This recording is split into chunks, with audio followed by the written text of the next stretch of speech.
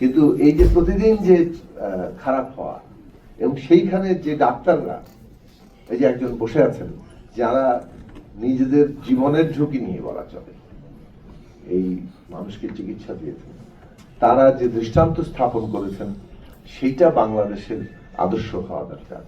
সেইটা যাতে গৌরবান্বিত হয়, কেবল তাই নয়, ওইটাই যাতে আমাদের এখানে বৈশিষ্ট্য, ধরন এবং আমাদের এইটাই পেশাগত কর্তব্য হিসেবে থাকে, এইটা আমাদের দাঁড় করানো দরকার। জুলাইয়ের স্বীকৃতির জায়গাগুলো প্রত্যেকটা মানুষকে যেভাবে দরকার, জুলাই আসলে মূলত জনগণের উত্থান। এমন কোন স্তরের মানুষ নাই যে জুলাই এসে যুক্ত হন নাই এবং জীবন দেন নাই।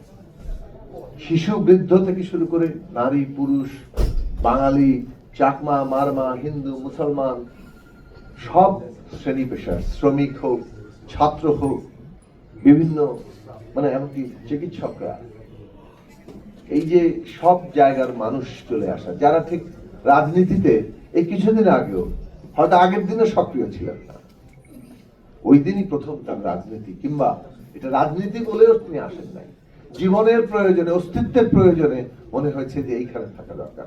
কত তরুণরা চিঠি লিখেছে পিতামাতাকে যে আর থাকতে পারছি না। এই যে দায়িত্ববোধ থেকে যে আসা, এই যে মানুষের উত্থানটা ঘটা, সেটা ছিল জুলাই। তার প্রেক্ষাপট আছে, রাজনৈতিক দীর্ঘ সংগ্রাম এই জমিন তৈরি করেছে, ছাত্রদের আন্দোলন, তাদের উপর গুলি, এটা এক সুতায় গেঁথে দিয়েছে, কিন্তু শেষ পর্যন্ত কিন্তু মানুষের উত্থান। এখন আমরা ব্যস্ত দেখতে পাচ্ছি যে একদম কারা এই যে জুলাইয়ের মানুষের বিভিন্ন রকম শক্তি, ঐক্য, তার যে এই যে জীবনের উদযাপন, মৃত্যু তো হয়তো আসে, কিন্তু মরে গিয়েও যে জীবনের উদযাপন করা যায়, জীবনকেই জয়ী করা যায়, অনেক বেঁচে থাকা মানুষের তার যে কোনো বেঁচে থাকাটার যে কোনো তাৎপর্যহীন হয়ে পড়ে, আর কিছু কিছু মানুষের মৃত্যু আসলে আমরা উদযাপন করতে থাকি, আমাদের প্রতিটা মুহূর্ত সেই তার মৃত্যু, তার শাহাদাত আমাদেরকে অনুপ্রাণিত করতে থাকে। এই জায়গাটা খুব গুরুত্বপূর্ণ জায়গা।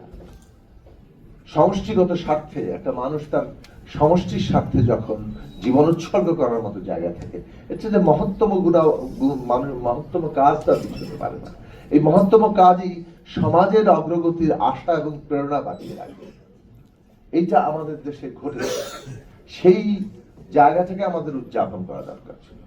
কিন্তু আমরা দেখতে পাচ্ছি, এবং যে দরকার আছে, যে এই যে মানুষ যে আকাঙ্ক্ষা নিয়ে এসছেন, জীবনটা দিয়েছেন, কিংবা চোখ হারিয়ে, কিংবা নিজের দেহের বিরাট অংশ পঙ্গুত্ব বরণ করে অবিশ্বাস্য এবং অসহনীয় দুর্দশার মধ্যে দিয়ে এখনো জীবন যাপন করছেন,